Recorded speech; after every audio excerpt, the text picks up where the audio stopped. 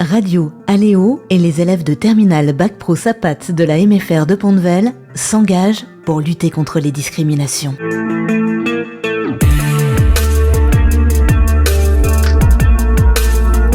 Aujourd'hui, zoom sur la structure à 180 degrés Chagrin Scolaire, qui existe depuis 2008 et qui s'est spécialisée dans la lutte contre le harcèlement scolaire et le décrochage. La structure accueille sur rendez-vous des enfants en difficulté. Pour en savoir plus, nous recevons Olinde Forest, psychopraticienne. Bonjour. Bonjour Elliot. Quelle est la tranche d'âge qui vient le plus vous voir ? Sur les thématiques de harcèlement, nous, on a un petit peu toutes les tranches d'âge, même si on a, je dirais, un gros vivier sur, malheureusement, de collégiens, mais ça va des petits presque en maternelle jusqu'à, malheureusement, des étudiants post-bac. Ils viennent pour des thématiques de harcèlement, mais on a aussi, entre guillemets, les plus vieux, les jeunes adultes, les adolescents, pour d'autres problématiques également. Et sur le cas des violences intrafamiliales ?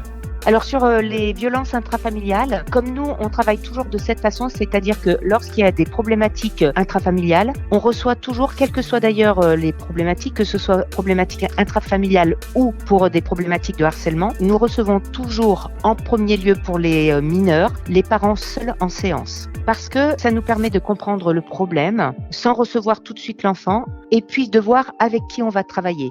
Est-ce qu'on va travailler plus avec le parent ? Est-ce qu'on va travailler avec l'enfant ou l'adolescent s'il est demandeur ? Mais nous, on a besoin de comprendre ce qui se passe, y compris avec le parent, et qu'il puisse le parent lui parler totalement librement sans qu'il y ait l'enfant ou l'ado qui soit en interférence. Donc nous, on travaille uniquement avec le parent en première séance. Et ensuite, pour les violences intrafamiliales, on voit qui est en souffrance. Si le jeune est en demandeur parce qu'il est en souffrance, on travaillera avec lui. Si c'est plutôt le parent qui est en souffrance, on travaillera avec le parent. Et nous, on ne force jamais un ado, un enfant à venir nous voir. On lui propose de venir nous voir. On lui fait ce qu'on appelle une offre de service. On lui écrit un petit mot pour lui expliquer qu'on a vu ses parents et que s'il a besoin de nous, alors c'est avec plaisir qu'on le recevra. Mais c'est bien lui qui décide s'il veut nous voir ou pas. Pour éviter tout blocage. Oui, c'est ça. Et puis, on ne sait pas, nous, en fait, travailler avec des enfants ou des ados qui n'ont pas envie de nous parler parce que, bon, il faudrait les torturer et ça serait assez moche, quoi. Donc, on ne sait pas faire. Comment accueillez-vous justement les jeunes qui viennent vous voir après ce premier rendez-vous avec les parents ? Nous, on reçoit toujours l'enfant après en deuxième séance quand il est demandeur, quand il est OK pour venir nous voir. Et on lui demande toujours s'il préfère nous voir seul ou s'il préfère que le parent reste. Et c'est jamais à nous de décider, c'est bien à l'enfant, à l'ado, de décider comment il veut mener sa thérapie. Et puis après, nous, on lui explique notre méthode très rapidement, pas du tout de la même façon qu'aux parents, plus simplement. On travaille là où l'ado ou le jeune veut qu'on travaille, en fonction de sa problématique à lui. C'est-à-dire que souvent, les parents nous amènent une problématique. Ils ont l'impression que leur enfant est en souffrance pour telle ou telle raison.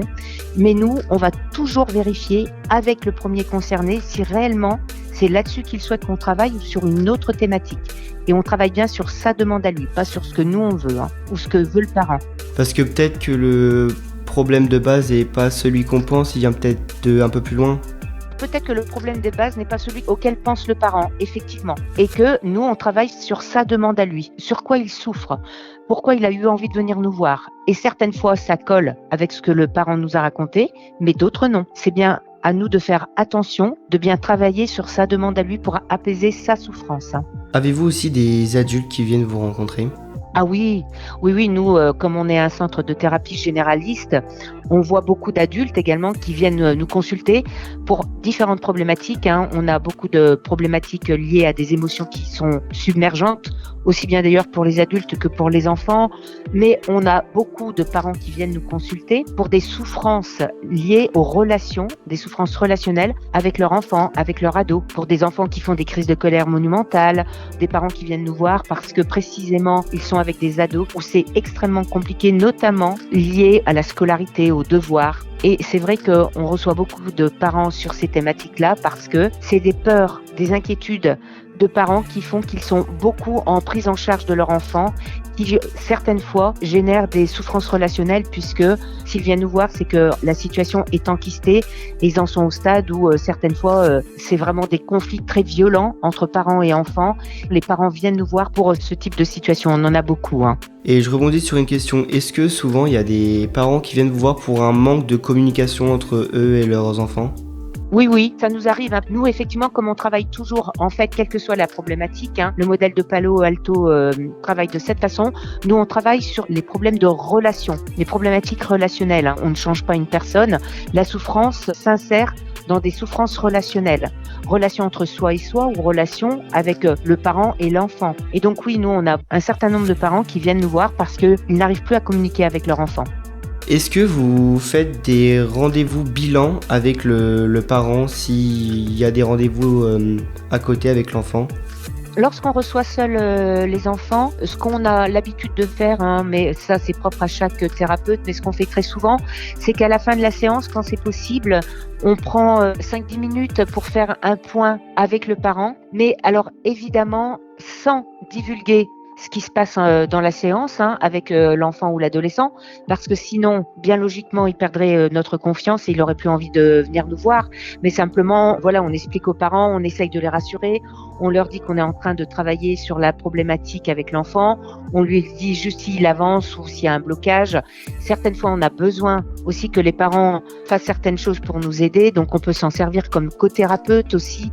Donc oui, on essaye de les voir pour déjà les rassurer, pour les intégrer, puisque c'est quand même les parents, mais sans divulguer ce qui se passe. C'est pas un bilan, c'est plutôt au quotidien, à chaque fin de séance, pour reprendre rendez-vous, par exemple aussi. Dans quel état d'esprit sont les enfants ou les jeunes adultes même avant de venir vous voir ?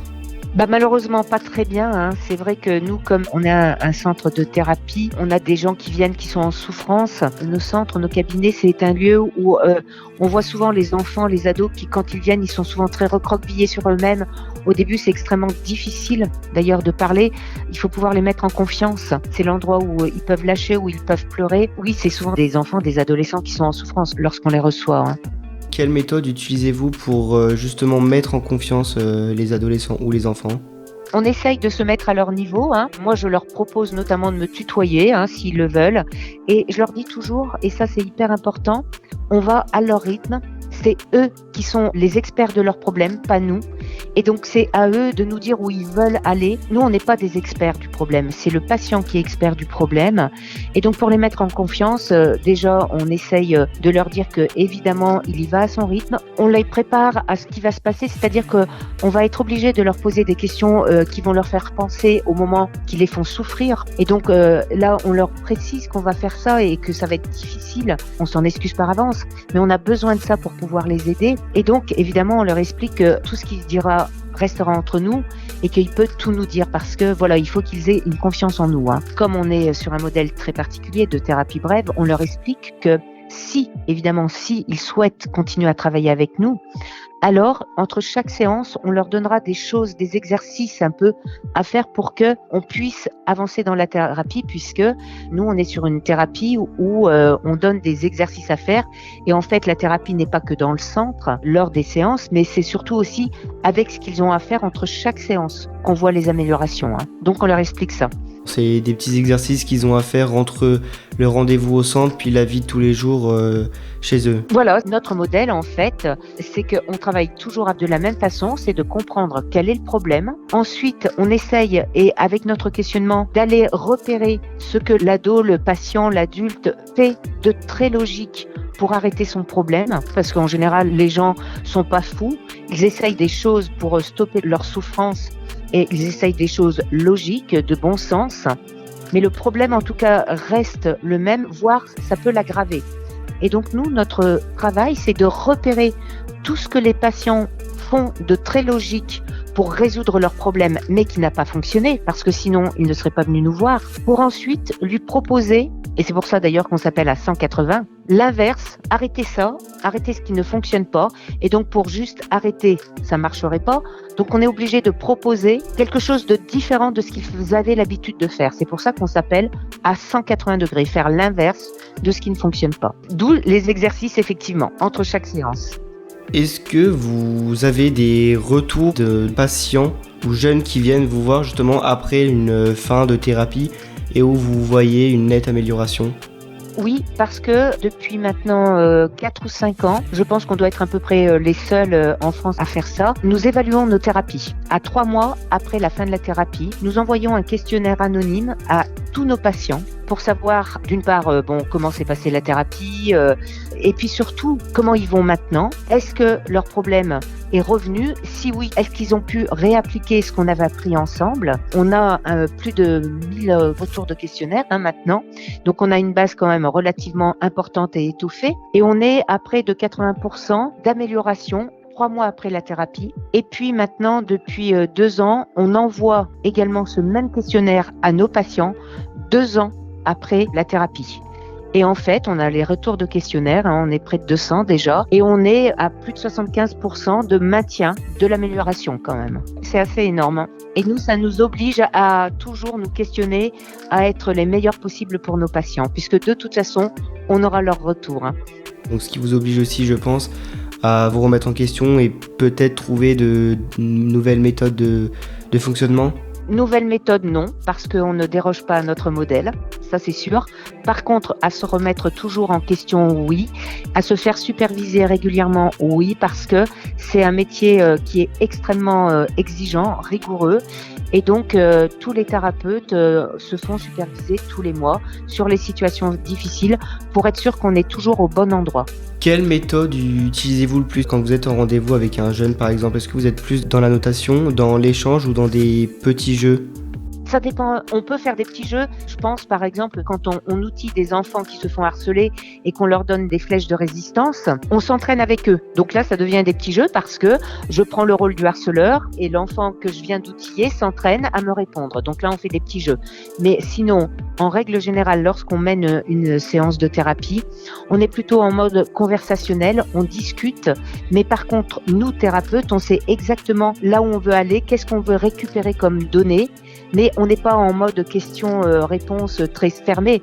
On laisse parler évidemment le patient, mais toujours en l'amenant là où nous on a besoin d'avoir des informations. Mais c'est plutôt en mode conversationnel. Et puis nous, on a des thérapeutes qui prennent des notes, d'autres pas. Et ça, c'est propre à chacun. Mais ce qu'il y a de sûr, c'est qu'on travaille toujours avec notre modèle de Palo Alto. On n'est pas des chercheurs d'or, mais des chercheurs de tentatives de régulation de solutions qui ne fonctionnent pas pour bien comprendre tout ce qui fondologie qui ne fonctionne pas pour ensuite pouvoir proposer strictement l'inverse de ce qui ne fonctionne pas. Et ça, on travaille toujours de cette façon-là. Je vous remercie Olinde Forest d'avoir répondu à mes questions. Si vous êtes intéressé ou avez des questions, rendez-vous sur le site a180°.com. Je vous en prie, merci beaucoup Elliot. Radio Aléo et les élèves de terminale Bac Pro SAPAT de la MFR de Pont-de-Vel s'engagent pour lutter contre les discriminations.